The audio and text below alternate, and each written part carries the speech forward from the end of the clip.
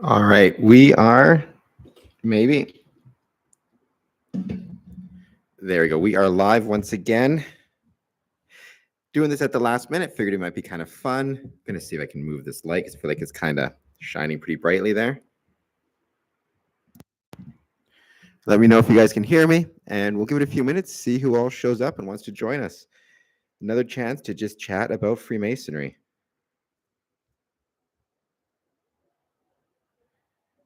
Gonna see how this looks.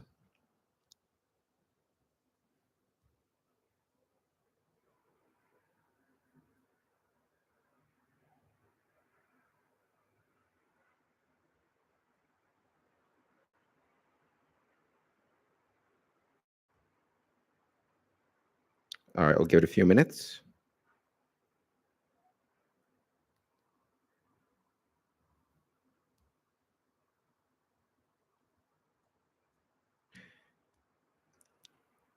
We'll see who all joins.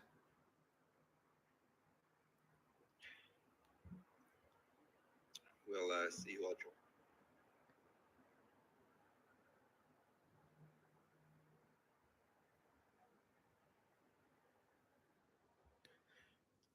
Oh, we got Courtney back. Welcome, Courtney. Thank you so much for joining. Once again, it's good to see you as well. Just so you know, I've got a meeting with the gentleman on Wednesday who is creating more of those scale model Masonic temples. So I should have a new batch in soon. I just had to meet with him to go over it quickly or go over some of the stuff quickly. I'm going to see if I can get this light looking a little bit less bright right on my face.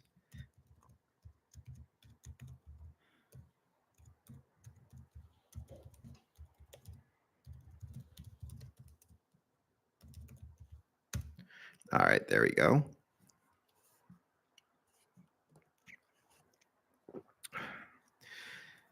Let's see who else can join. Give me a second.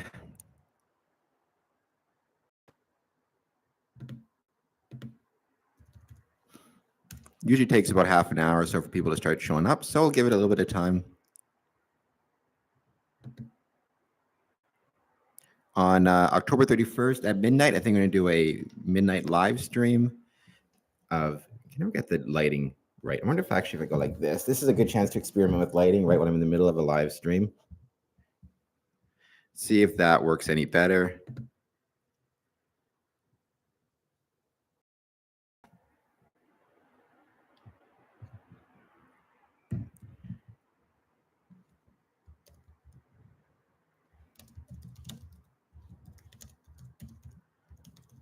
I think that looks pretty good. I'm going to leave it at that for now. What was I saying? On October 31st at Halloween, I'm doing a live stream at midnight of horror movies on my personal YouTube channel, not my Square and Compass one, because this one is meant to focus more on Freemasonry. So I'm looking forward to that. It's going to be a good time. May have Nicholas join me for a little bit. Who knows? But let me know in the chat. Do you have any suggestions, any favorite scary movies, or any things that you would want to, anything you'd want me to watch for a Halloween movie marathon at night, midnight Halloween? And also, any questions you guys have about Freemasonry or anything you want to chat about or talk about as it relates to Freemasonry, now's your chance. So jump in for a minute, say hello. Looks like we got a few people joining for the first time. Please hit the like button and the subscribe button. That helps out big time. Let me know also if you watched our previous episode, the one we most recently released featuring Elena Gorley of Celebrate Every Step, and what you thought about the topics we discussed, including, for example, our quote unquote epidemic of loneliness that she's seeing, or just a general withdrawal from society we're seeing from a lot of people in society. What you think about that, what you think it means. If you have any thoughts on that. We were talking about the movie Join or Die and what we think that means, or kind of some of the ideas in that movie, which relates to Freemasonry, more particularly relates to the withdrawing of people from civil or civic society. So yeah, we'll give it a few minutes, see who else jumps in the chat. Thank you, Courtney, for sending the pictures. I did see them, and they were great. So much appreciated.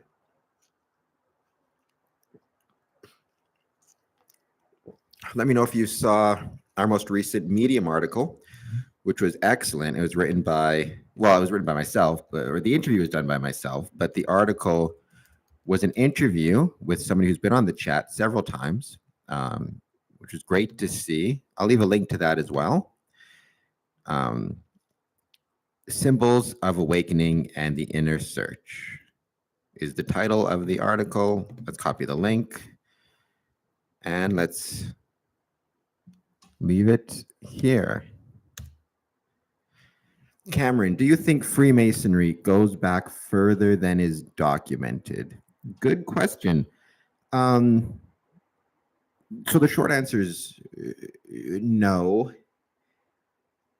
I mean, it depends how you want to define like when it was documented. Everybody always gives, certainly the Grand Lodge of England gives the start date of Freemasonry as 1717, when 3 speculative and 1 operative, or the other around, joined. But there's records and documentation of Freemasons and speculative Masonry, which is what it is, right? Speculative Masonry means Masons who are Freemasons but don't practice stone Masonry, dating to 16th and even the 15th century. So, I mean, I think it goes back further than is commonly reported, but there is documentation of that. But then you get into the idea of Masonry itself, stone Masonry, and I mean, you could argue that goes back into prehistory, before you had writing, when, you know, the first cavemen created something out of stone. Even a stone tool, you could argue, is a type of masonry. But then you have things like ancient Egypt, ancient Stonehenge, even, and this is something I've become interested in lately, Mesoamerican stone masonry, which is very advanced. The Aztec Empire, the Mayan Empire, where you don't necessarily have documentation of these, or you don't have documentation of what Stonehenge was necessarily used for, though we have some understandings. So I think that that type of masonry, it's super interesting, and I do think that goes very, very far back. Freemasons, with a Z, Freemasons made up cavemen, eh? Well, no. I don't think Freemasons made up cavemen, but I do think that cavemen probably engaged in masonry, in stone masonry of some sort, in building or creating things from stone, which was the ancestry to Freemasonry, right? I mean, the obvious connection that most people go with and would say, and I don't disagree with it, right, is that Freemasonry was derived from the European Mason guilds of stonemasons, which for various reasons, primarily financial, began to allow speculative or non-stonemasons into their lodges as members. And over time, those speculative masons started to outrank the operative masons for lots of different reasons.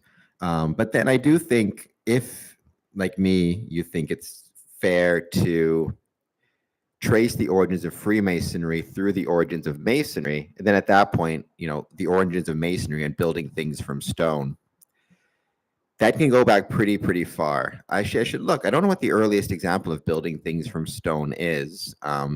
Certainly the most famous example, and something that does come up from Freemasonry in Ontario, certainly, is Egypt and the pyramids of Egypt, as well as Stonehenge, and again, like I mentioned, Mesoamerican stonemasonry, which again is very advanced, and I don't think it gets necessarily the love that it deserves, including, by the way, from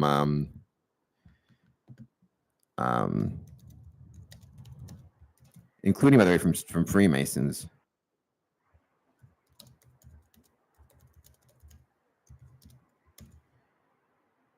I'm going to try this one more time, see if it works. So my humble opinion. By the way, Peacemaker 315, if you can leave a like and hit the subscribe button, I would much appreciate it. Another good topic would be, do you think Freemasonry could be in space. I mean, so there have been Freemasons in space, at least one. Buzz Aldrin was a Mason, and there's actually a really cool Masonic coin with his likeness on it, of him landing on the moon. So Freemasons have been in space. Freemasonry,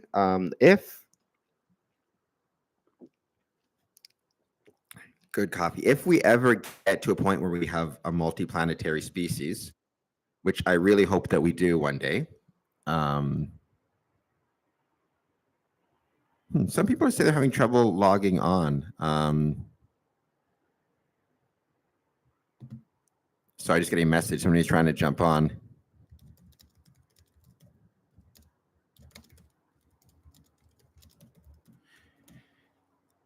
And I do hope we one day do get to be an interplanetary species. Then I hope that there are Masonic lodges on the moon or on Mars or wherever humans find themselves, and get to hang out. I also hope, even, there may be situations where you have like a Starship Enterprise where you have people living on spaceships for years at a time or even whole lifetimes to get from one point to another. And in those cases, I would hope that there would be Masonic lodges on those ships. Just in the same way, I'm sure if you have a spaceship where people are living for years, if not decades, they also get the chance to have, schools and religious buildings and cultural buildings and all of that type of thing. I hope they also, I hope we also maybe get the chance to have Masonic lodges.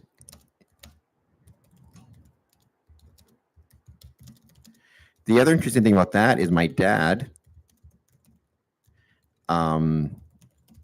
worked on a ship before he was a Mason. He worked on a ship for many years, a cruise ship. And he said that on the cruise ship newsletter, they would actually report that there was Masonic meetings taking place on the ship and the time and the place as to where they were occurring. So if you have a cruise ship where people are on the cruise ship for months at a time and they are taking part in meetings, then I certainly don't see why, if you have a spaceship where you have people for years taking part in a meeting, where you have people living on there for years, why you certainly couldn't have, in theory anyways, a Masonic lodge on the spaceship.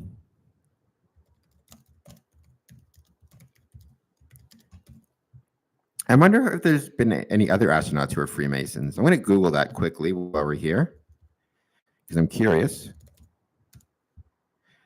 Astronauts that are Freemasons. It's going to get the conspiracy theorist riled up. Cameron, my grandfather left me a Knight Templar sword. What do you think I should do with it? Well, if he left it to you, then I would say display it somewhere proudly. Yeah, I'm a big believer that if somebody leaves something to you that's Masonic, then you should display it. If you find something, right, because this brings up an interesting point. If you find something, like your grandfather or father passes away, or whomever it is, and you discover Masonic items in their property and nothing was specifically willed to you or told, I want you to have this. In those cases, I think that what you should do is return it to the lodge where he's from, or return it to his commandery, or return it to his chapter, which is also, a good lesson for people who are Masons. If you have a will, or if you don't have a will, I'm a big believer you should. And if you have a will, you should take a few moments to put in your will what you want done with your Masonic items and your Masonic regalia. And do you want to give it to somebody particular, or do you want to return to the lodge? And if you want to return to the lodge, you should also have instructions in your will as to who gets it, or who in the lodge gets it, what is the contact number and name of the secretary and of the master of your lodge, or not even the master, because that changes, but at least, and even secretaries change. So at least a contact person, right? If you pass away and you have a bunch of Masonic items to return to your lodge. Who gets them? Which lodge gets them? And is there a person that you can, assume will be there, or even just a general phone number that they can call so they know, who to contact? Sounds like there are some people struggling to get on here. So if you are struggling, you should have a message on social media. Scoring Comes Promotions is on Facebook. It's on X. It's also on Instagram. And so by all means, I hope that you'll take a minute to get in touch that way. If you've been struggling to get on this stream somehow, or if you're getting on and it's freezing up or something, or even in the chat, if you can let me know how it's going and how the sound is, how the video is, all that good stuff. I think I'll only do this for an hour because I do have a bunch of work I got to catch up on at some point, even though it's late tonight. Put on a movie, grab some snacks, and do a whole bunch of work.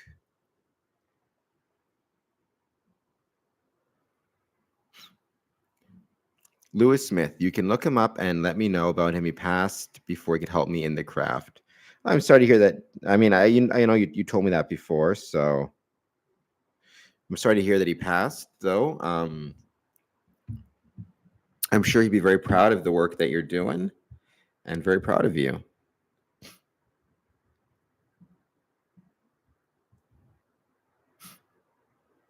And then anybody jumping in for the first time, if you can leave a like and jump in the chat. I'd love to hear more about a lot of things, but primarily about your ideas about Freemasonry and any comments or questions you have. Peacemaker 315, if you're still there, if you want to add any questions.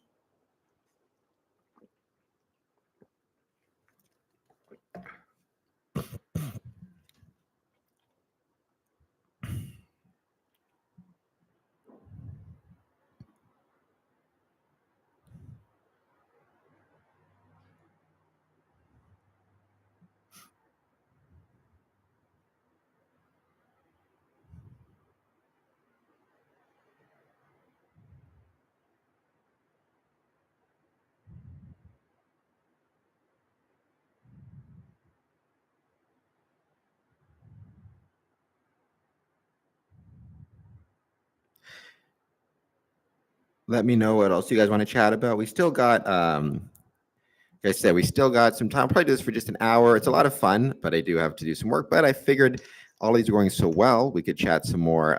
It'd be great to chat with Peter Kuzmov, who was kind enough to answer an interview for me. We did about symbolism and symbols in pop culture as it relates to Freemasonry, which I thought was really, really cool. I'm going to leave it in. I'll just show the screen. And he also was very kind to leave a very nice comment and very nice review of Scoring Comes Promotions, which I much appreciated. So you can check that out as well. And if you can, I hope that you'll follow us on Medium as well as on Patreon and on all the different sites that we're on. You can join for free, or you can join for a small amount or bigger amount on Patreon. Hey, Nicholas, you managed to get on. So your YouTube is working again. How's it going?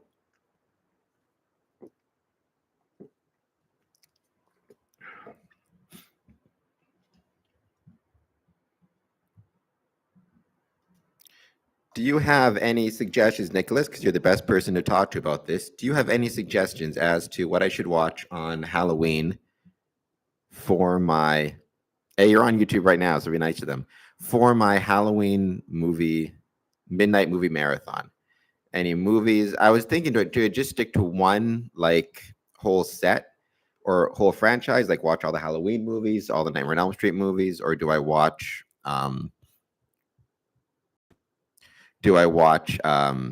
transfer back and forth between different franchises? Oh, Halloween. All right. So when you say Halloween, do you mean, do you think I should do the whole franchise type of situation? So start with 1, go on to 2, 3, 4, et cetera, or do you think I could do Halloween, the original, and then a different franchise altogether?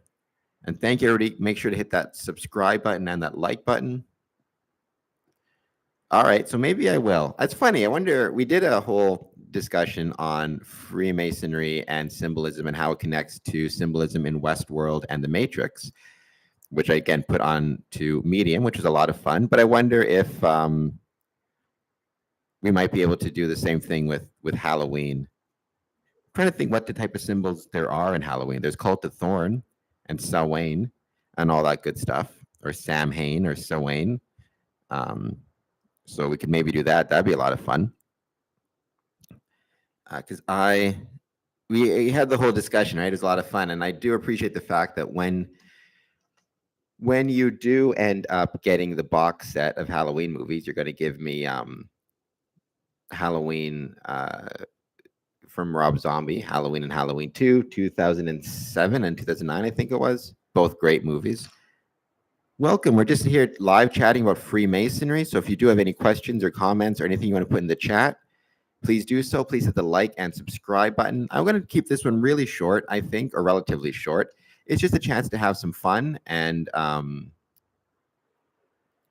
about kind of whatever we want to chat about. We had questions about, do you think Freemasonry could be in space? From Courtney, which I had said. There have been Freemasons in space. There have been actually a lot of famous astronauts, or a lot of astronauts who were Freemasons, including, see if I can find the list here, John Glenn Jr., who's a 33rd degree. He served in World War II and Korean War, flying 149 missions, became a decorated astronaut and United States Senator. He was the first American to orbit the Earth aboard Friendship 7 on February 20th, 1962, on the Mercury Atlas 6 mission. That's really cool. His cap and 33rd degree ring are preserved at the Scottish Rite Masonic Museum and Library. Colonel Buzz Aldrin was a Mason also.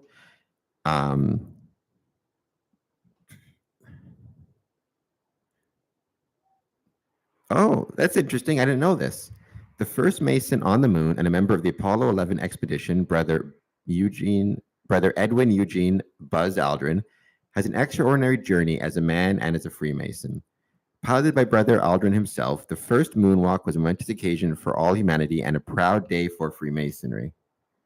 In fact, Aldrin received a special deputation from the Grand Master of Texas, J. Guy Smith, to open a representation of the Grand Lodge of Texas on the moon and establish Masonic territorial jurisdiction there for the Grand Lodge of Texas. He carried the deputation of the moon on that famous landing in 1969. So there you go. There has been actually Freemasonry on the moon, or at least a Masonic deputation. Buzz Aldrin was initiated to Freemasonry in Oak Park Lodge in Alabama, raised in Lawrence and Greenleaf Lodge in Colorado. That's why the Colorado has him on their coin. He was also a member of the York Rite and Arabia Shrine Temple of Houston.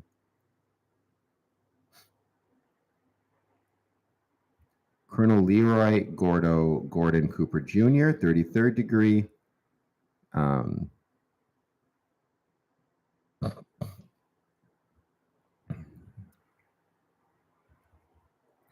In 1965, he acted as a command pilot on Gemini 5, spending 8 days in space and paving the way for the round-trip journey to the moon. During his voyage, Cooper honored the fraternity when he brought along a Scottish Rite banner to celebrate the journey. He was ardently committed to Freemasonry, a Master Mason of Carbondale Lodge in Carbondale, Colorado, who's also where the Shrine in York Rite. So that's really cool. John F. Eisel. He was a member of Luther B. Turner Lodge, number 732 in Columbus. He spent 11 days in space during the Apollo 7 tour. He orbited the Earth 163 times during that time. By the time the mission was over, he had traveled 4.5 million miles. Virgil Grissom, Mitchell Lodge, number 228 in Indiana. He was the second man to venture into outer space on July 21st, 1961. He passed away though during a test. James Benson Irwin. He was the 8th person to walk on the moon. He served as a lunar module pilot for Apollo 15 and logged 295 hours and 11 minutes in space and an amazing 18 hours of mission time on the moon's surface. Edgar Dean Mitchell. He was a member of DMO International and was even inducted into Hall of Fame. He was a pilot. He was the lunar module pilot on Apollo 14.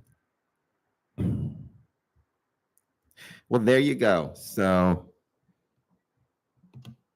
that is really cool. I did not know that at all about the fact that there was a Masonic deputation brought onto the moon by Buzz Aldrin from the Grand Lodge of Texas. That might be worth learning a little bit more about. If anybody knows anything more about it, please let me know. I'd much appreciate it.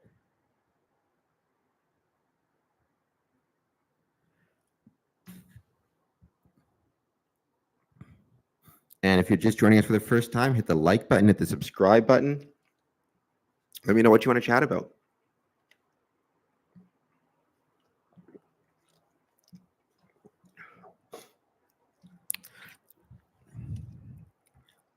Yes, I agree. Nicholas did a great job on the live chat. He might be joining me again. I'm not sure if he's going to join me for the midnight movie, horror movie marathon. It sounds like he's suggesting we do the Scream movie. So that's probably what I'm going to watch and react to. It's always fun doing stuff like that.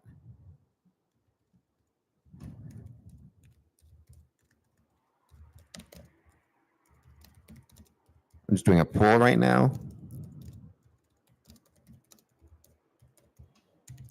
Do you think Freemasonry will ever exist on other planets? Let me just give me 1 sec. Oops. Let's try it as a poll.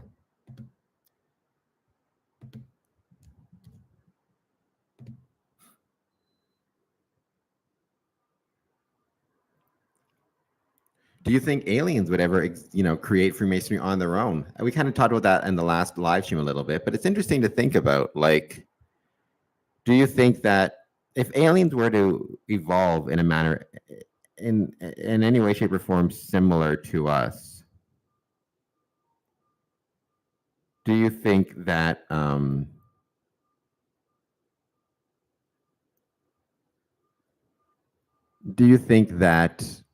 they would also evolve similar orders such as ours, fraternal orders, or trade guilds that become fraternal orders, or anything to that effect?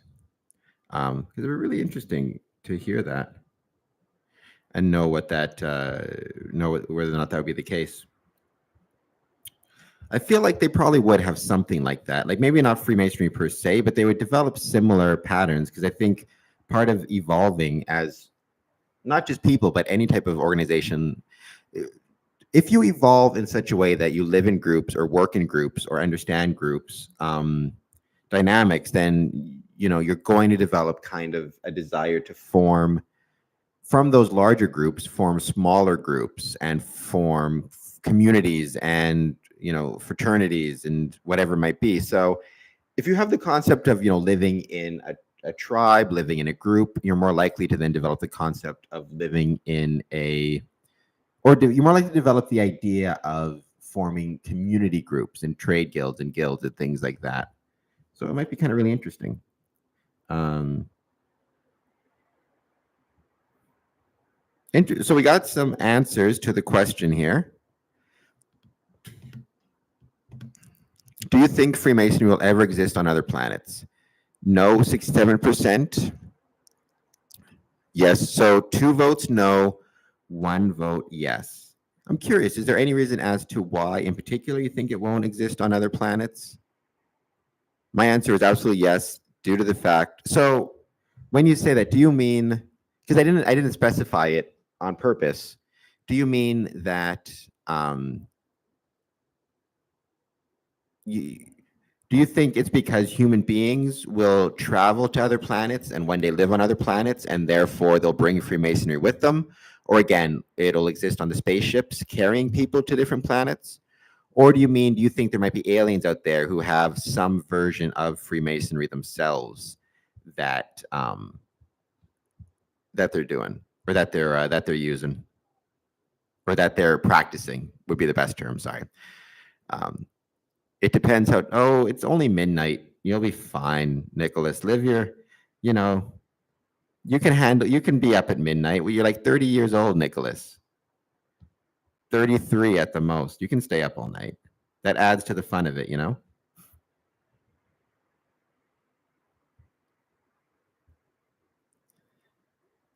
But Courtney, thank you for answering. To other people who answered, let me know if you answered no or yes and why you answered no or yes. That would be much, much appreciated. Let me know also, are there any topics that you want to see discussed on the podcast? This would be a really interesting one. You know, I have had interviews with with scientists, NASA scientists, NASA engineers, all about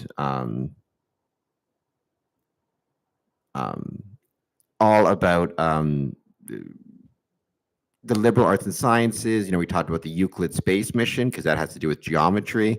And geometry obviously is a pretty important thing for Freemasonry. And so what makes it important, as well as the James Webb Telescope, same idea, right? Part of being a Freemason is caring about and wanting to know more about the liberal arts and sciences. And I think that includes learning more about the universe and how the universe works.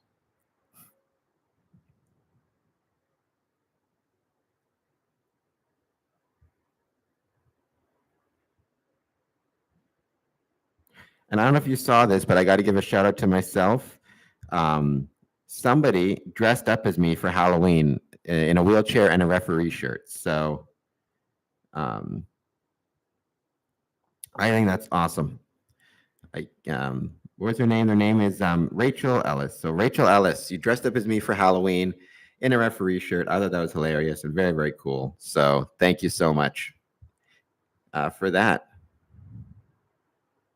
Let's see if I can jump on Instagram and show you guys that. My Instagram, anyways.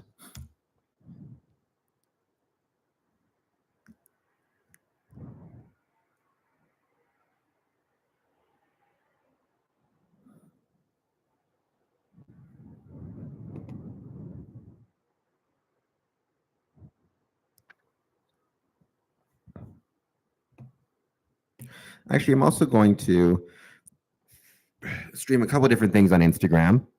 Thank you so much. I'm very enthusiastic about Freemasonry. It's the thing I love, right? So you should always be enthusiastic about the things that you love. Enthusiasm in general is a really underappreciated trait, I do believe. Welcome anybody joining us. Please hit the like button and the subscribe button, and also answer our poll. Do you think Freemasonry will ever exist on other planets? Looks like we're about even now, 50-50. 50 say yes, 50 say no. So let me know why you answered the way you answered. I'd love to know. I'd love to know. Oh, actually, sorry, we got 5 votes. Looks like 4 people or 3 people said yes, 2 said no. Needle Eldine Fax, thank you so much. Hey, thank you so much. Is this DJ? DJ Needle, thank you so much. Jump in the chat some more. Let me know if you answered the poll question. If I have a misdemeanor, welcome. Thanks for joining. I really do appreciate it. Hit that like button if you can. And if you haven't, I think you have already, but hit the subscribe button. But let me know what you think of the poll question if you answered it, and anything you want to chat about with Freemasonry, by all means. Mr. Good Eats. If I can see the Grand Lodge of Mars. See, I can too. To my mind, if you end up in a situation where we have Freemasons, if we end up in a situation where we have people living on other planets, the Mars, Moon, wherever it is, or just living on spaceships for a really long period of time, it makes sense to me that you're going to end up in a situation where, yeah, they're going to bring Freemasonry with them. At least I would hope so. I'd be surprised if they didn't. I think it'd just be a numbers game, right? And that's also why it's important that we maintain Freemasonry now before we're interplanetary, because if we let it die out now, it'll never get the chance to travel to other planets with people. But if we keep it going and keep it surviving, sooner or later, we'll be lucky enough to be interplanetary species. We'll have kept Freemasonry alive, basically, alive for the whole universe. I have a misdemeanor. Would it impact being able to become a Freemason? So, not necessarily. It depends on where you're from. And so some Masonic jurisdictions, so different states, different provinces, whatever it is, require a criminal background check before you join, and your misdemeanor would show up in the background check. Some don't require it, but lodges may either ask for it or just ask you if you have a criminal background. And that doesn't mean, even in that case, that you're automatically disqualified. It will be up to the lodge to decide, based on the circumstances and the nature of the misdemeanor, and whether, you've apologized for it and learned from it, and things of that nature, right? So my advice in that case, in terms of a misdemeanor, is just be honest and upfront. And when you do the application, even if they don't ask, you can always just bring it up yourself and say, I have a misdemeanor. It happened, at this day and time, or it happened, in this year at this date. It happened for this reason, but I've learned from it. I don't make those mistakes anymore. And here are the things that I've been doing to improve myself, right? Because Freemasonry is all about self-improvement. And I've known Masons who had criminal records, some who actually ended up even getting a criminal record for, driving while intoxicated while they were Masons. But they, they either served their punishment, whatever it was. They went and got help and got counseling and all of that. And the different jurisdictions decided, they could remain a Mason because they had shown and demonstrated that they were working hard to change. But it all depends on the nature of the offense and what happened and what you did. And also, are you owning up to it and being honest about it and working hard to better yourself? So yeah, if that helps you at all with that answer. If humans become interplanetary, I would imagine Masonry becomes interplanetary as well. So would I. That would be the hope, like I said. Needle, I can see the Grand Lodge of Mars. Yeah. And that even brings up the interesting idea of, like, let's say it starts off we have a colony of people on the moon and we have a colony of people on Mars. Would you have a Grand Lodge of Mars and a Grand Lodge of the moon? Which we may already have, under the dispensation of Texas. Or eventually, would you get to a point where, let's say, Mars becomes like a fully populated planet, same number of people as on Earth, for example? Would you have different sections of Mars being named different things, and you'd have the Grand Lodge of Northern Mars and Grand Lodge of Southern Mars? And really, really interesting to see how that would shake out. But I really do hope there's Freemasonry on other planets in the future. Again, which gives us a good reminder that we need to be stewards of it ourselves and try to protect it as much as we can, so when we are interplanetary, we can be there in the future, and Freemasonry can be there in the future. It's great to see all the answers to the poll question. Anybody else have anything you guys want to talk about?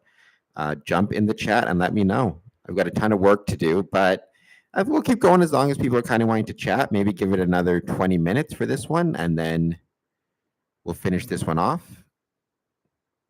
Let me know if you've seen any episodes or the most recent episode you've seen. I'd be really curious about that. Also, how you found this podcast. Did you get a notification? Did it come up when you were scrolling on YouTube? How did you find us?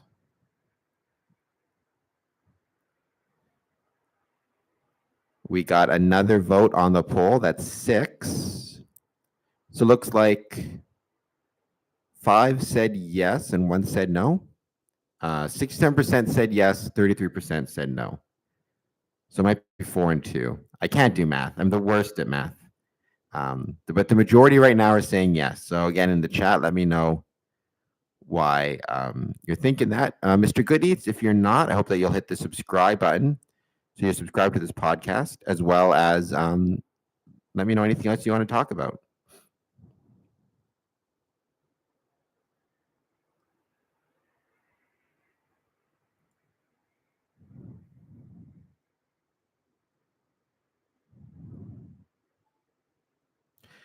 Thank you so much. I really do appreciate that.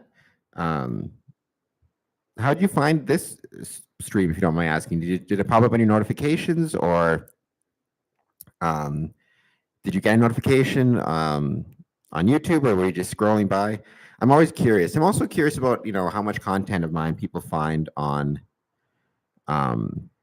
Facebook and Twitter. I'm always trying to make sure people are finding that content as well, because that is really, really valuable knowledge for me to have. Cameron, have you recently come across any other great Masonic movies? No, I still want to check out the one that you recommended. The stream popped up in my recommended. I found the channel because I used to do lots of investigating into Freemasonry. Awesome. Well, that's great. I'm happy that you found the channel. I'm happy that you used to do investigations into Freemasonry. I always kind of suggest that there's kind of a balance you want to strike, right? If you're interested in joining, a little bit of investigation is okay, but the best thing you can do if you're interested in joining is find your local lodge and talk to those guys directly, because they're the ones you're going to be spending the most time with, right? And I do sometimes worry and get concerned, right? I'd hate to be in a situation where people are judging Freemasonry solely based off of me, because I'm just one person, and I might be completely different than the people that you'd be sitting with in lodge, because Freemasons have different personalities. So especially at the start before you join, because it's so hard to know what's good information and what's not good information. It's so much better at the start to just focus on the personalities of the Masons in your vicinity, in the lodge, which you're interested. And if you find them to be good dudes and good people, that's the most important thing to start the Masonic journey, because that's really all that matters. And then after you join and you've been a Mason for a little bit, that's when you can really start to dive in and do more of your investigations, because that's when you're going to know more and be more aware of the truth and the not so good stuff, right? Because really, at the end of the day, the most important thing about Freemasonry is, do you get along with the people that you're going to be hanging out with? Then I should do that. I was invited to local lodge where I live, but just days later was arrested for a misdemeanor. I have not followed up since. Been a few months. I want to join, but I'm hesitant to speak to the local lodge until this. Well, how do I want to say this? If you're hesitant to speak to the local lodge until the case is dismissed because you want to focus your energies on the case, and you want to focus your energies on just getting this situation resolved and the case dismissed, then that's completely understandable. And I'd say do that, because obviously your focus should be on kind of legal cases, right? And that's kind of where your focus should be. But if you're concerned and you're holding up, you're hesitant to speak to the lodge because you're worried about how they're going to judge you, or anything to that effect, I'd say again, whether the case is dismissed or not, I mean, it may still come up. Again, I don't know. I'd have to know more about your jurisdiction, about if they do background checks, and if that includes arrests or just convictions, or they ask for police reports or whatever it is. I don't know enough about your jurisdiction, but I would say, in that case, if that's what you're concerned with, it's better to just bite the bullet and go talk to them. You don't even, obviously the first time you meet them, you don't have to bring it up. You can just say hello and explain why you're interested in joining Freemasonry, and see if you get along with the guys. Again, the guys at the lodge. But then eventually, right, you should, if you decide, I like these guys and I want to spend more time with them or hang out with them and I want to become a Mason, then I think at that point it's worth discussing the arrest and the misdemeanor and the fact that it will be dropped or it was dropped at that point, and also kind of the circumstances around it. But yeah, I think early on in the process, I think people spend a little bit too much time trying to investigate Freemasonry, like investigating what it is, what it means, its history. You know, you'll get guys joining a lodge who, you know all about the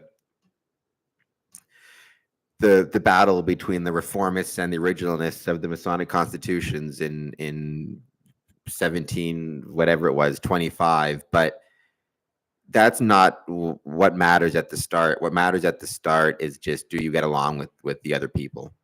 And that's really the most important thing. And do you have the time necessary to be a supportive member of the lodge, right? To me, and this has always been my opinion, and this is true for everything I think in the world, the reason to join something is to make it better. Oh, Nicholas Ramita, I was talking about paranormal investigation. I don't know when we'll do another paranormal investigation, but we'll talk about it more November 6th. I got your applications to join your team, which thank you so much for sending that, Nicholas. Going back to Mr. Goodeats, I was saying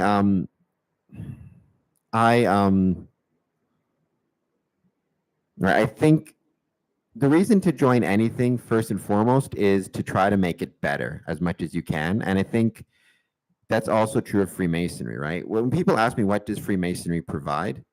My answer really has become the opportunity to make the world a better place.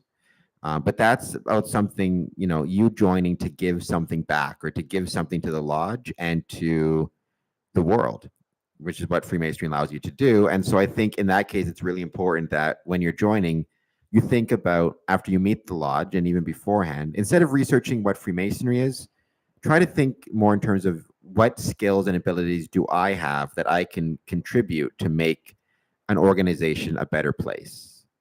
If you're good at computers, there's that. If you're good at cooking, Freemasons always need good cooks to help with refreshment hour. If you're a friend, even if it's just a matter of you're a friendly and affable guy, and if I were to ask you, what can you bring to Freemasonry, and your answer is, well, I'm a friendly guy and people tend to like to be around me and I like to make people laugh, and I think I could do a really good job at making people feel good, and maybe making people feel good, then that's something you're contributing, right? And that's something that you should be proud of. So think about that. Think about the two things I'd say at the start. Don't worry about all the technical details and history of Freemasonry. Focus on how will you get along with the other people in your lodge or your potential lodge, and what skills and abilities do you have that you can contribute to the lodge. I was waiting for the Masonic Temple in Hamilton for paranormal investigation. I think you probably mean the Scottish Rite Cathedral in Hamilton, which is a beautiful building. It's part of the Good Witch TV series. So we'll see about potentially doing that one. Or I can try to get you the contact info, but I can't make any promises. I don't know if they do paranormal investigations there. If we got some new people joining us, please hit the like button, hit the subscribe button, leave a comment, leave something in the chat. As always, that stuff helps other people find us. Thank you, brother. I've got to go, but thank you so much. No worries at all. Thank you for jumping on. I really appreciate it. I don't know how much longer we'll stick around with this chat either myself, but as long as people are here, I'm happy to talk. If you're just joining us, you haven't done so, please vote in our poll. Do you think Freemasonry will ever exist on other planets? Yes or no? And kind of why? What are your thoughts as to that? I wanted to share, so I'm going to jump on the screen in 1 second and share this.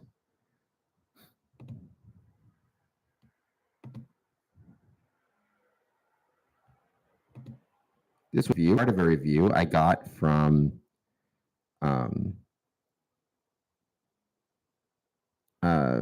again, Peter, who wrote a whole article, but this was in the end. I put it in the spooky background because I just liked, it's Halloween, right? I truly appreciate Square and Compass and your live streams. The quality and depth of the content you provide not only keep me informed, but also inspires me to actively participate and contribute to our collective growth. Square and Compass Promotions has been instrumental in enriching my Masonic experience. Thank you so much for that. That is much, much appreciated.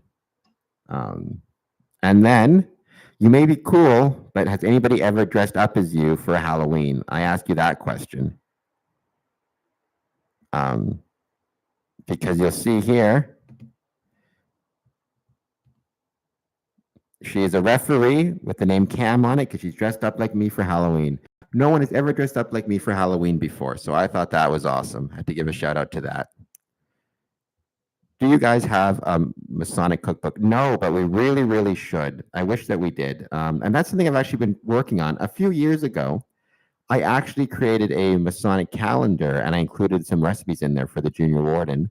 But I think one thing I think would be a lot of fun is if everybody got together, right? And every junior warden in, say, a district got together and contributed one recipe and created a junior warden's cookbook, which you could then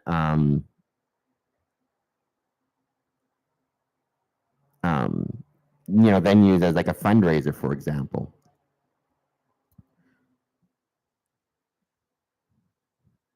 Needle, I'm down. Yeah, well, you could provide some recipes, I'm sure. So we could get some few different people providing recipes. I mean, it doesn't even have to be current, right? It could be current and past. Current and past junior wardens, and they could talk about. I mean, it could even be a combination of like their recipes as well as their stories. But then again, we'd have to figure out how far back we're going, or could it just send out a notice, right? And every junior warden who's interested in providing a recipe, please do so, type of thing. Would be really interesting to see.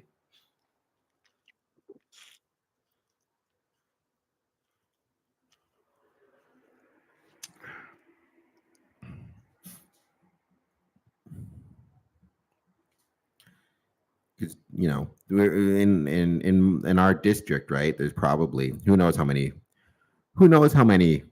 past junior wardens there are, but a lot. I wonder how many of them would be interested in providing a recipe.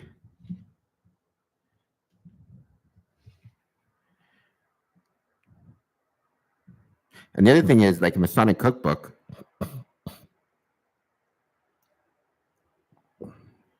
would it'd all be like it'd all be stuff for like large groups, right? Because presumably what you want to do is maybe even sell it to other Masonic lodges or districts, or give it as a gift when other Masons are visiting. I think that'd be really special as well. I'm going to give a shout out on a sad note, kind of.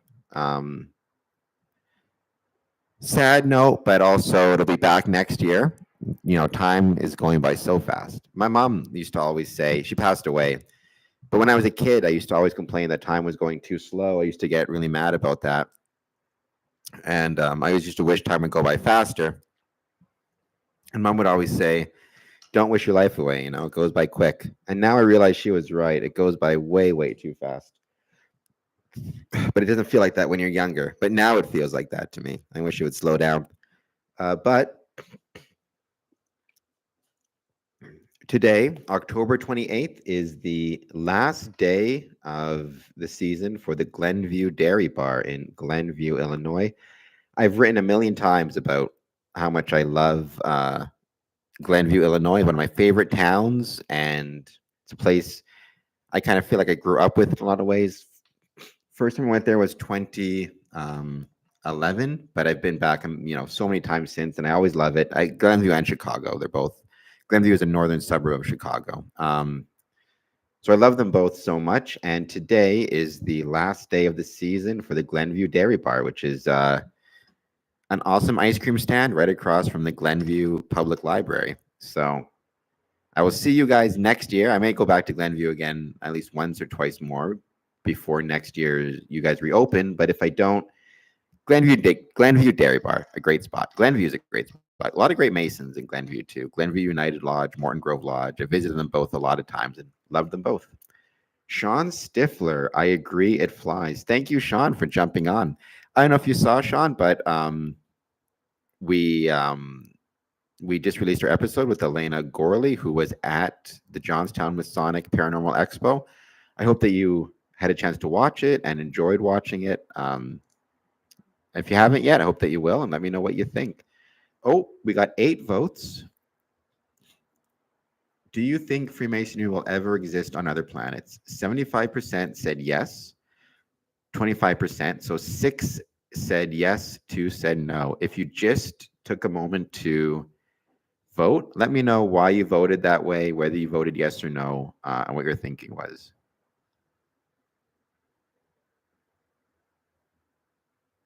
I'm sad I didn't get on it. I'll be watching it tomorrow.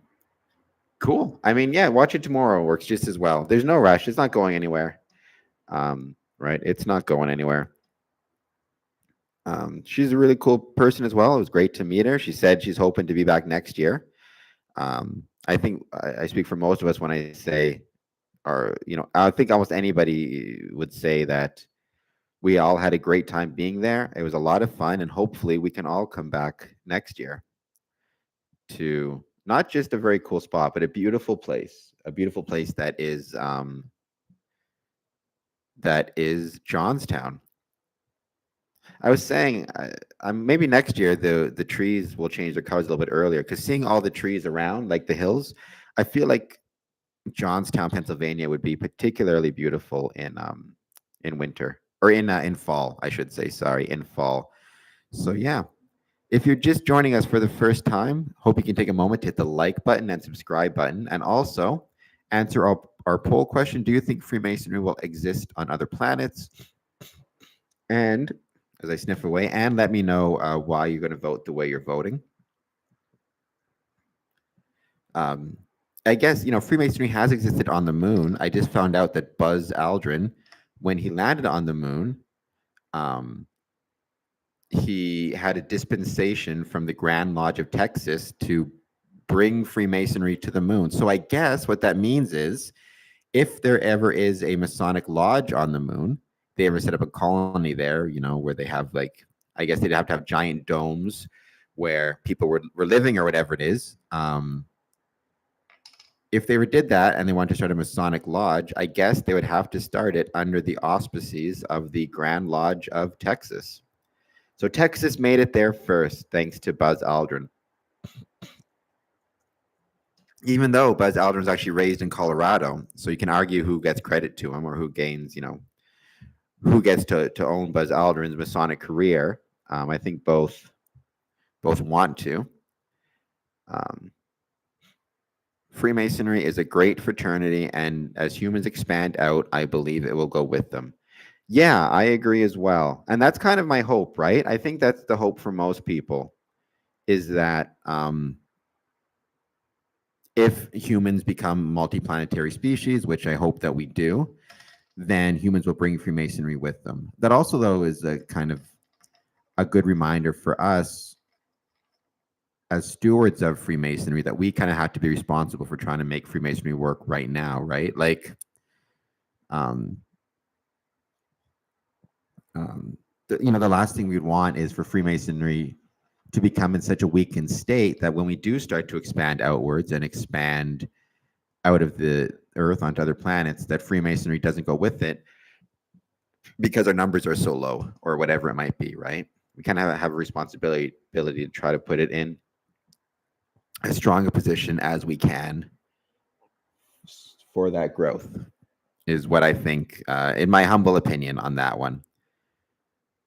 Looks like we got some people jumping in and out, which is great to see watching the stream. Like always, if you can take a moment to leave a like and subscribe and jump in the chat and let us know how you're doing and what you want to talk about. If you want to talk about some things outside of Freemasonry, I was saying on Halloween night at midnight, I'm going to do a live stream of all my watching scary movies, a midnight horror movie marathon. Nicholas may be joining me if he's not too tired. We're going to start with Halloween, I believe, and then kind of go from there. So let me know, though, if you have any recommendations in the chat as to movies that you think it would be fun to watch during the live stream. But we'll get a bunch of snacks and do all that stuff, and it'll be fun. I've never done a live stream on my personal YouTube channel before, so I think it might be kind of a fun thing to try out. Whether it works or not, who knows? Or whether people enjoy it or not, we'll see. But I think it's going to be a lot of fun. I think it'll be worth trying, that's for sure. Somebody above asked me, have I found any other good Masonic movies lately? No, the last one I learned about, I haven't watched it yet, was Murder by Decree. We talked a lot last podcast, or a couple podcasts ago now, or live streams, I should say, ago, about From Hell, which is my favorite Masonic movie. So yeah, there's a few good ones out there. There was Homer. I mean, we talked about it because I do have something on Medium right now, Symbols of Awakening and the Inner Self, which is all about Freemasonry and how you can draw parallels between Masonic symbolism and the TV show Westworld and the movies The Matrix, which are two, I love the series. I love the Westworld TV series. I kind of liked The Matrix. I didn't love it, but somebody who's been on the chat a few times, Peter, loved, both of those, and he said he saw a lot of Masonic symbolism in those movies. Not like, we're not saying that the people who made The Matrix and made Westworld were Masons. They may have been, I'm not sure, or were involved in Freemasonry, but it's more just that when you're a Mason, I mean, I've always believed that when you're a Mason, or when you love something, whatever it is, right, you're going to start to draw connections between disparate things. I think it's called frequency bias. So it's like if you buy a blue car, suddenly you see a lot of blue cars, right? If you're involved in Freemasonry a lot, suddenly you see a lot of things that can connect to Freemasonry, or ideas from one area of pop culture, whatever it is, that connects to other areas that connects to Freemasonry.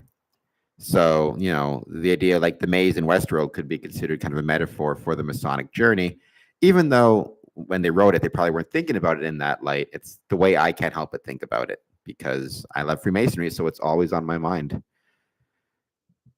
It's like that Leonardo DiCaprio meme, right? Where he's like pointing. The number of times I've seen stuff, and it reminds me of something in Freemasonry.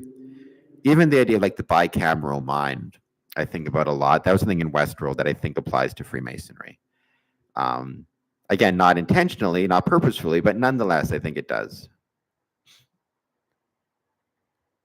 Freemason movie, it's on YouTube. Yes, I have seen that, actually. I've not seen the whole thing yet. I've seen parts of it, but it's with Sean Astin, Rudy, basically. So I thought that was really cool. Looks like some more people are jumping in and joining. Please hit the like button and subscribe button. Answer the question: do you think Freemasonry will ever exist on other planets? And let me know yes or no. Here's a question: do you think Freemasonry could already exist on other planets? Meaning, do you think there could be alien life forms out there that maybe didn't develop Freemasonry per se, that word or whatever it is, but have developed kind of similar orders, similar groupings? My suspicion is, I don't necessarily believe aliens exist, but I think if they did exist, if there is intelligent life on other planets, then it more than likely will have evolved in a manner similar to us, because every planet has the same physics it's dealing with, and every planet has the same basic fundamentals, right? Like,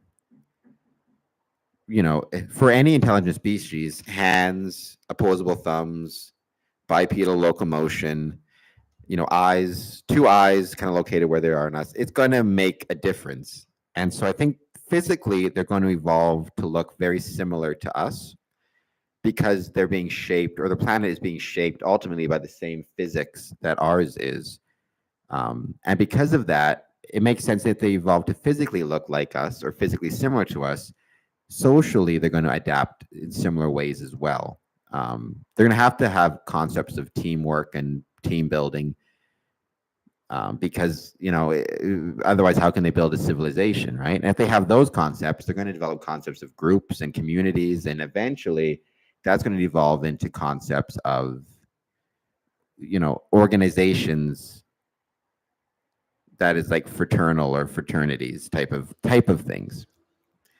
There could be life on gas planets, which life would be very different. It would, but would it be intelligent life? Do you think? Like, that's the question, right? Would it be quote unquote intelligent in the same way that we are? The ability to build things and kind of make an imprint on the larger universe. Because to me, that's kind of my main concern when it comes to life, right? I'm not that interested in non-intelligent life. I think it'd be neat if we came across a planet, though it'd also be very scary because it says something about the great filter and might not be good for us. But it would be neat to come across like fish, let's say on Europa, or some type of like mouse or rodent creatures on Mars. But I'm more interested in whether or not there's intelligent life out there. But I will say again, it's very scary if there is intelligent life, because if there is it's very scary if we find non-intelligent life, because the implication there then is that there is a great filter and it's ahead of us somewhere. And I hope we're not running into the great filter as we speak. Though I will say, I do believe that if we're going to avoid the great filter, which I very much hope we do in our society or our civilization, and humanity gets to a point where it is able to imprint itself on the stars in a way that apparently nothing else has, then I think, I know this probably sounds kind of arrogant, but I do think Freemasonry is going to be the idea of Freemasonry, the idea of community and communal groups is going to be pretty vital to that. I think that's why another reason why Freemasonry is so important is because it's one of those things that kind of helps ameliorate our worst impulses. I think humanity's worst impulses, and some of those impulses, or mitigate some of our worst impulses. And I think when you have a society that has nuclear weapons and the potential to destroy itself, anything that can mitigate humanity's worst impulses is a pretty important thing to keep around. Fungus and slime can show intelligence and problem solve. To what extent is hard to determine? Yeah, that's true. I guess the question is that type of intelligence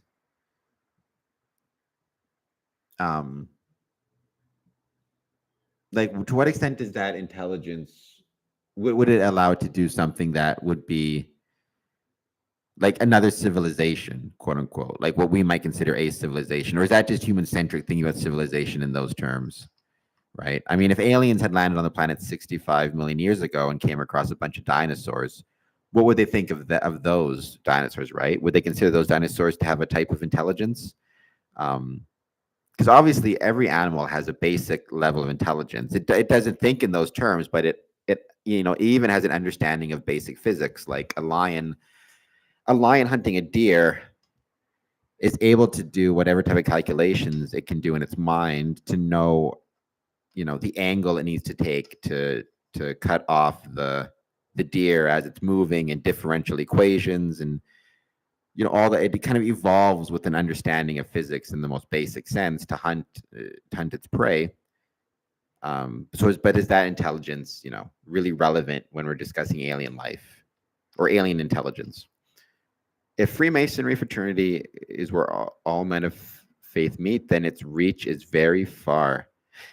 Hopefully, yes. I mean, hopefully, again, its reach goes further, or goes farther, or goes further over time, I think, is kind of one thing we want, right? I would love to see again Freemasonry on other planets. I hope that it's around. Well, first, I hope that people are around long enough to make its way to other planets. And then I hope that Freemasonry is around long enough to go with those people to other planets. Another way to think about galactic empires would be Starship Troopers, where there are bugs planet hopping and fighting us.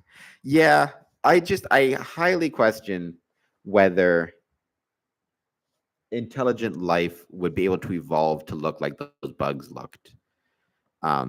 And be able to do the things that they do. Like, I don't even understand how the bugs were able to build things, right? Like, it didn't seem like how do they build spaceships or weapons with it's I don't know. I think for Starship Troopers they made them look that way for obvious reasons, right? Because it was scary. But I suspect, my suspicion has always been the Star Trek mode is probably more correct. The Star Trek model, which is aliens look very similar to humans. They just have something funny on their nose or like a funny forehead or whatever it is. But yeah, I mean, the other option is, alien life may be alive in the sense of being a parasite, right? Or being some type of disease that doesn't even want to harm us. But in the same way, the New World was decimated by European diseases. Is there an alien disease out there that might come down and, if we discover aliens, one of the aliens sneezes, and for it's just a minor cold, but for us, it's similar to smallpox or the plague, right? And kind of wipes us out. They didn't build. See, it's been so long since I've seen Starship Troopers, I forgot how it worked. Though Red Letter Media, which I like, did a good story on that. Again, Starship Troopers is interesting because it's kind of set in a. Oh, Ross, thank you so much for joining. Let me know, by the way, Ross, in the next couple of days, if you're going to be going out to Kingsville. I'll pick up the candy. Yeah. Or on the other side of this coin, are there other highly intelligent species out there and they avoid us because they view us as unenlightened and not intelligent in comparison? No, see, I don't think so, sir. Because my theory on that is, so the universe has existed for 14 billion years. Planets, I forget how long planets have been around, but if you look at Earth, for example, Earth was formed, if I recall correctly, about 4 billion years ago, and relatively quickly after Earth was formed and it cooled enough to have liquid water, life showed up, right? Like single-celled amoeba and stuff. And so it seems like life is pretty common, or at least on Earth, it showed up relatively quickly after the Earth was formed. And there's so many planets out there. There's, I think, 1 billion of them that are Earth-like, that you'd think, it would happen everywhere. And if it happens everywhere, it'd be very hard for the signs of alien life to avoid us, right? Because it'd kind of be like, I don't know, how do you maybe some species would, but I feel like if life wasn't rare, if alien life existed, then it'd be very hard to hide all of it. You could hide some of it, but you couldn't hide all of it. It'd be like trying to hide like the city of New York, right? Like you're going to notice it. Or an example might be like when the New World was discovered. There were so many people, you couldn't hide all the. Like sooner or later, they were going to be discovered. Once you made it here, and I think the fact that we look out in the universe, even if I think it'd be very hard for aliens to hide themselves from us in whole. Now, it'd be possible for certain aliens to say, like spies, right? Like certain aliens to monitor us from afar so we didn't see them. But we should still see evidence of planets with cities on it or with spaceships or with launching pads or whatever it is, even though the aliens may try to hide some of their activities, if that makes any sense. What if intelligent life out there died out, but perhaps was left on their own AI, and it's a way It's wary of organic life and avoids us. Yeah, it's possible. But again, wouldn't we see evidence somewhere of that? Like, we might not see evidence of the AI, which is avoiding us on purpose, but we would see evidence of planets with, say, destroyed civilizations or some type of, satellites circling it or whatever it might be, right? We might see evidence of planets which looks like it once held life but now doesn't, but we wouldn't necessarily see the AI that it spawned. But on the other hand, where did life come from? Did a single cell organisms come in from a meteor? My suspicion is, I don't know. I have no idea. I'm not a scientist, but my guess would be that actually single celled life is relatively common and forms naturally as as different atoms form and different molecules form. Sooner or later, you get enough carbon together and it forms that kind of single cell type of life, is my suspicion. Which also is pretty scary because, again, it goes to the idea of the great filter, right? If single cell life is very common, why does it seem that, as far as we can tell, we're the only location where that single cell life evolved into people with things like smartphones and live streaming and YouTube and Freemasonry? The Earth's not perfectly round. No, it's not. I guess I don't know. I forget the shape it is. Right? It's like if they're called correctly, like bulged out at the equator and narrower on the poles. I think something like that. I don't know exactly. Something to that effect. But yeah, I always thought that was kind of cool as well. Freemasons should care about space. That's why I had my interviews with I think 5 NASA scientists so far, 4 or 5 altogether. One from the Euclid Space Mission, one just from NASA in general, and then 2 Medium articles or 2 written interviews. Lightning hitting amino acid pools was a theory for created life. Yeah, could be. I think that was on Star Trek too. Star Trek Next Generation, the final episode of the original TV series. They mentioned that as being how life was formed.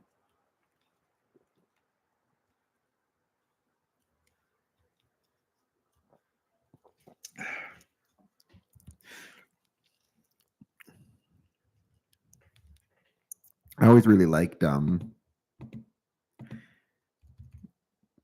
what was it in Star Trek The Next Generation when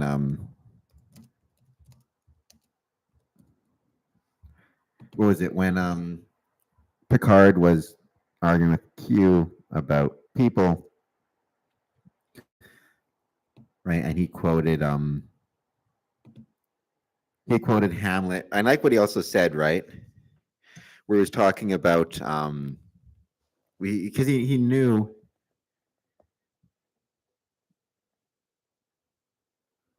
that he had said it originally to be sarcastic, right? Or Hamlet or Shakespeare had said it in kind of sarcasm and disdain, but he said what he says. I forgot how to put it. What he said in sarcasm, I say with sincerity, right? What a piece of work is a man! How noble in reason, how infinite in faculty, in form and moving, how express and admirable, in action, how like an angel, in apprehension, how like a god. The beauty of the world, the paragon of animals, and yet to me, what is this quintessence of dust? So, I was at that first part. What a piece of work is man, how noble in reason, how infinite in faculty, in form of moving, how express the admirable. If a starship from Star Trek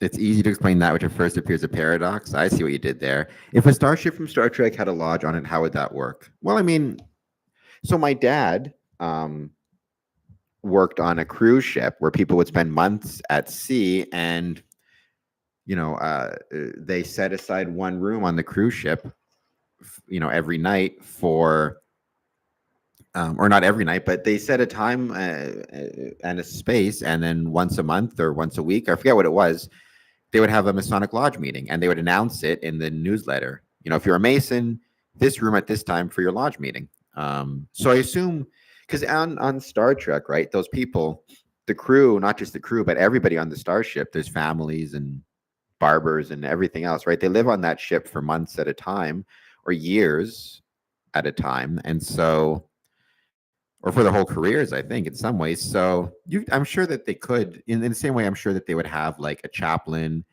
and a space for prayer and a church of some sort. I'm sure that they could set aside a room for, Freemasonry to set up a lodge if there's enough people asking for it, enough members of the crew who were Masons. Um, you know, um, Oh, Nicholas, good night. Let me know. Shoot me off a message tomorrow. Let me know if you want to take part in my midnight live stream. You can either do it here or just do it on your computer as well. I can see if I can hook you up so we can actually see your face during it. But let me know. So yeah, because I know even on like aircraft carriers right now, the U.S. Navy has space set aside for like a chaplain's room or a church and like a movie theater, I think in some cases. So I'm sure they could set aside space for a lodge room. And it could either be set up permanently as a lodge room or set up so sometimes it's set up as a lodge room and sometimes it's used for something else. Oh, we got one more vote. Do you think Freemasonry will ever exist on other planets? 78% said yes. So 6 people said yes and 3 said, or 7 people said yes and 2 said no. So let me know, other person, why. I'm out too. Good night. Good night, Igor. Thank you for joining us. You'll be getting my summons soon. Don't worry. I got to send it out for Harmony still. The other person who said yes, let me know why.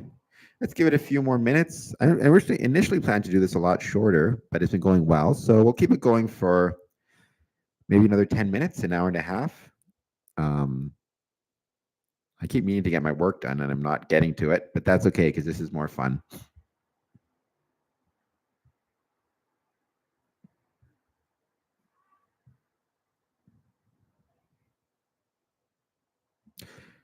Peacemaker, welcome back. You were. I was wondering where you went. A meteor is not our grandfather, tree of life, who created us human beings, not like the tree of knowledge, like Freemasons' lies. Well, who is the tree of life? I assume you're just speaking of supreme being or God. I saw the tree of life once. It was like a movie. For the record, I don't think any Freemasons necessarily. There's a lot of different Freemasons, a lot of different beliefs, right? To be a Freemason, all you need to believe in is a supreme being. The nature of that is kind of up to you, and there's lots of different versions of that. That lots of different Masons have. I wouldn't be surprised though if life came from another planet, came from a meteor. It doesn't strike me as impossible. Like I said, my suspicion is life is actually pretty common in the universe at the single cell stage.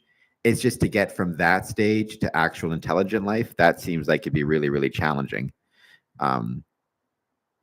Which is why I think we're so lucky to be alive at all and to be here, right? And we're so lucky that we get to be here and be alive and have things like Freemasonry and things that we love. I think that's a really special thing that we should kind of celebrate. If you're just joining us, please make sure to take a moment, hit the like button and the subscribe button. Check out some of our other episodes as well as some of our other content. We've got content on Medium, Podbean. I try for Scrum Compass to be as many different places as it can be, because I think that's really helpful for finding an audience. Let me know how you found us as well. That'd be really great to hear as well. How did you find Scrum Compass, and what do you think of our stuff so far? Any advice or suggestions? God knows I could use all the help I can get. So.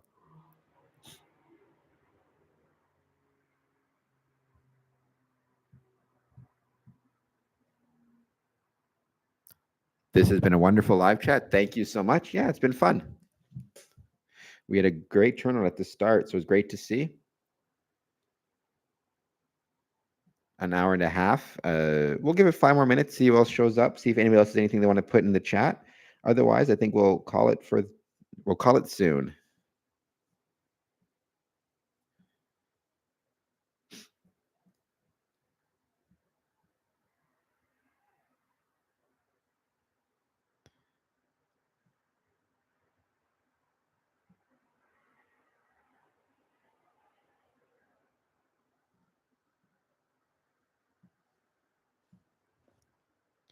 But you'll give it a couple more minutes. Anybody else wants to chat about anything else, jump in the chat, let me know.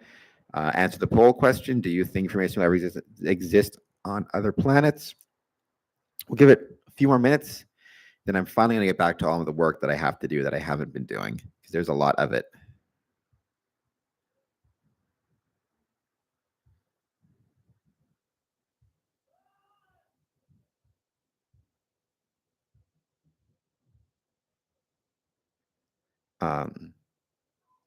And Courtney, thanks for sending me that information on Instagram. I really do appreciate it.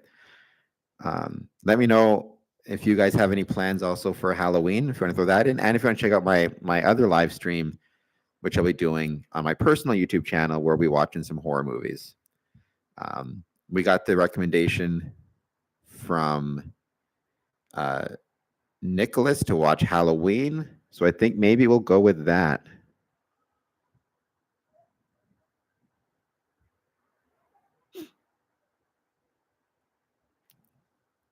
Needle, that gives me an idea to make a new beer. By the way, Needle, my lodge, my other lodge, Border Cities Lodge, we're in the Worshipful Master. We're having our official visit November 6th at 11 a.m. So you'd be welcome to join us. If you would like, it's 11 a.m. at the Masonic Temple, November 6th. Come in the 10 o'clock for coffee club. Try to come in the back doors if you can for the coffee club at 10 o'clock. Now let me know what type of new beer it is, what the idea was. Going to be a beer based on alien life, like intergalactic beer. Creator has lodges to altar for his children, made of nature through Tree of Life. Like Sweat Lodge, Tree of Life, Sundance Lodge, used in its seasons and times. Ever go to any? No, I think I was at a Sweat Lodge, but it was so long ago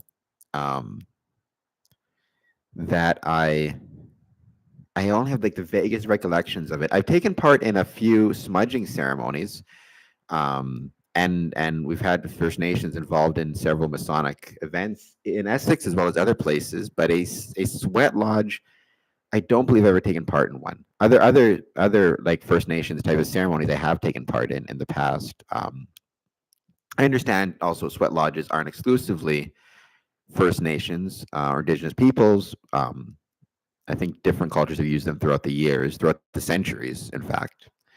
But yeah, Grand Lodge of Mars beer. Well, if you make that, please bring some to the Masonic Temple, because I would love to see that. That would be awesome. Peacemaker 315, awesome.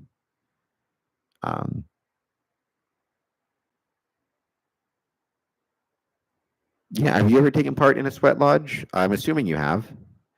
The way you write about it, or the way you mentioned in the chat. Also, I'm curious, Needle, what the actual like Grand Lodge of Mars beer would look like the label. Do you have any ideas for the design of that?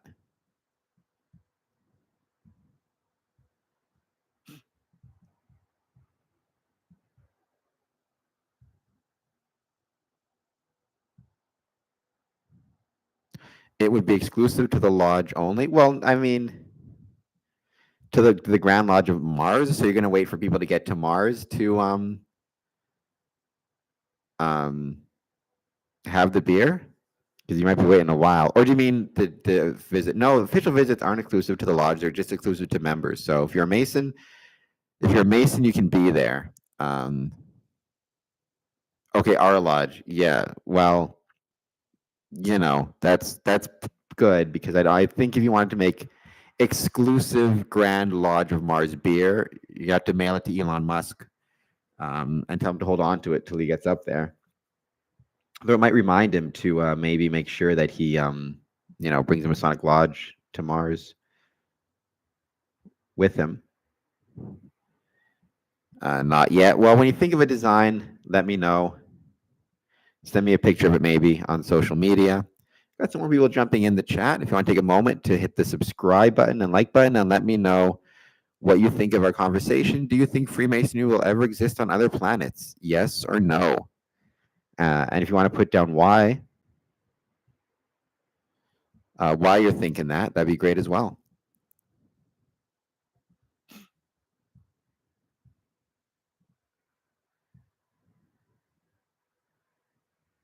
We had 9 votes, which was awesome to see. For that poll, we'll keep it up a little bit longer. And we got some new people just jumping in. Once again, jump in the chat. We're here to talk about Freemasonry. That can be anything you guys want to talk about. It doesn't just have to focus on the poll question. We can talk about anything we want as well, right? So let me know.